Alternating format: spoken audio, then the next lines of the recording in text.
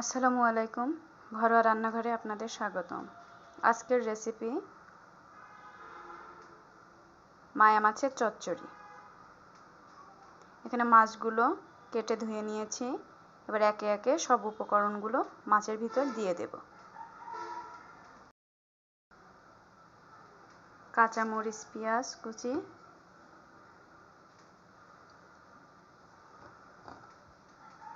আলু কুচি,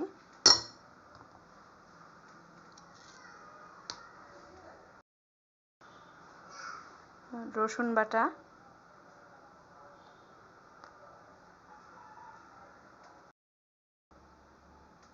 আদা বাটা,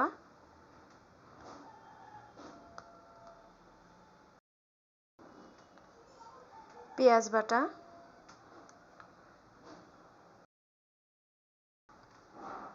কাঁচামরিচ আর সরিষা বাটা,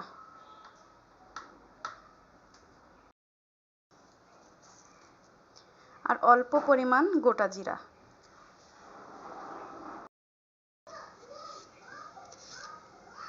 স্বাদমতো লবণ, হলুদের গুঁড়া। এবার এগুলো সব মেখে নেব। মেখে নেওয়া হয়ে গেছে। এবার একটু তেল আর অল্প পরিমাণ পানি দেব, দিয়ে এবার রান্না করব। মাছ চুলোয় দিয়ে দিয়েছি। এবার কিছুক্ষণ রান্না করে নেব।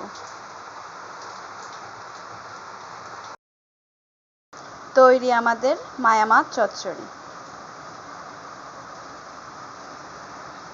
ট্রাই করে দেখতে পারেন।